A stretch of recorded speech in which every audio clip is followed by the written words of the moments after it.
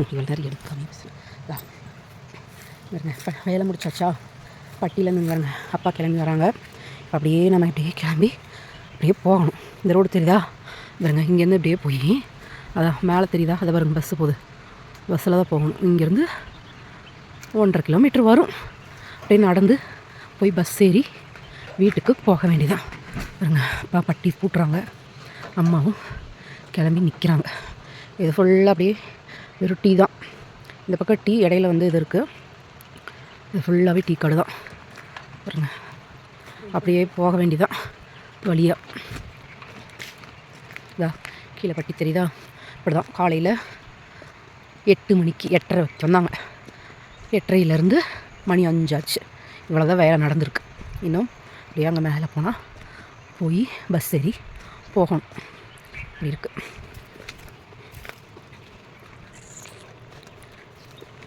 என்ன சொல்கிறீங்க வெள்ளையம்மா?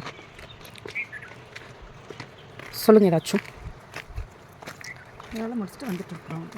வீட்டுக்கு போகிறீங்களா? வீட்டுக்கு போகிறோம். எப்படி இருந்துச்சு வேலை? ஈஸியாக இருந்துச்சா கஷ்டமாக இருந்துச்சா? கஷ்டம்தான். சொல்லுங்கள், இன்றைக்கி ஃபஸ்ட் நாள் வேலை முடிஞ்சு எப்படி இருந்துச்சு? அப்படி முடியுது. என்ன ஒன்று இருக்கிறது ஊரில் கிராயெல்லாம் முடிச்சு கட்டி எடுத்து இது பண்ணி சைடுகள்லாம் வெட்டி கத்தலுக்கெல்லாம் வெட்டி எடுத்து போட்டு க்ளீன் பண்ணி வச்சுருக்காங்க. தண்ணி ரெடி பண்ணியாச்சு. நாளைக்கு வந்து மற்ற வேலைகள் இதே மாதிரி கொஞ்சம் பார்த்து செய்யணும். ஏதோ இனிதாக இன்றைக்கி நாள் வந்து முடிஞ்சு காலையிலேருந்து. இன்னும் எத்தனை நாள் ஆகும் விதையெல்லாம் நடக்கு? 2 வாரம் ஆகும். 4 நாள்.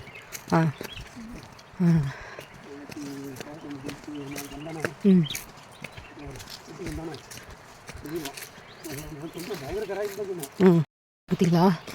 இப்போ அப்படியே வரோம் அப்படியே வந்துட்டே இருக்க வேண்டியதான்.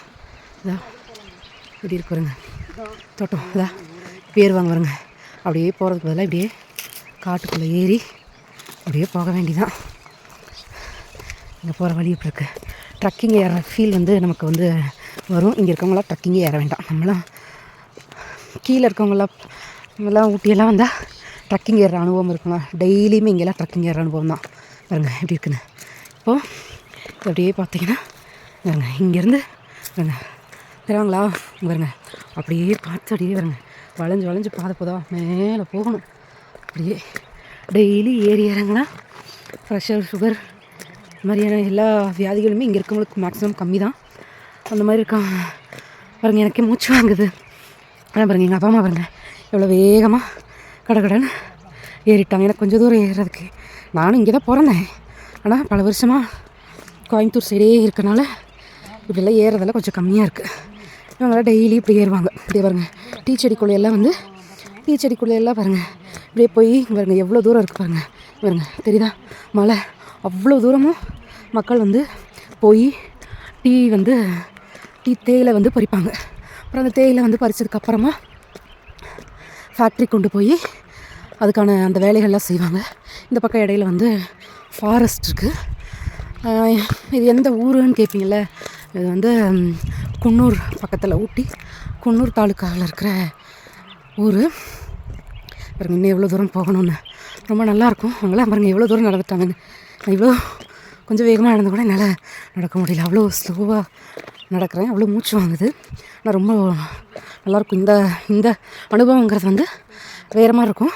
ஆனால் டெய்லி நடக்கிறது அப்படிங்கிறது வந்து வேறு மாதிரி இருக்கும். அது நான் டெய்லியும் நாளைக்கு என்ன நடக்குது, டெய்லியும் இருக்க மக்களுடைய வாழ்க்கை எப்படி இருக்கும் அப்படிங்கிறத வந்து அடுத்ததில் நான் உங்களுக்கு சொல்கிறேன்.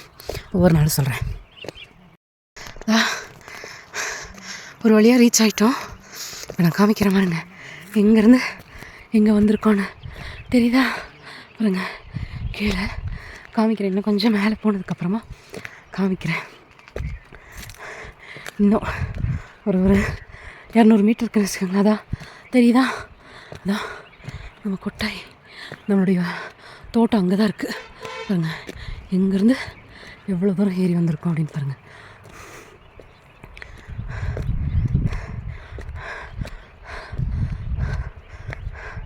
அந்த பக்கம்லாம் ஊர் பஸ் வர ஆரம்பிச்சு ரீச் பண்ணியாச்சு. ஒரு வழியாக பஸ் ஸ்டாண்டுக்கு வந்து சேர்ந்தாச்சு.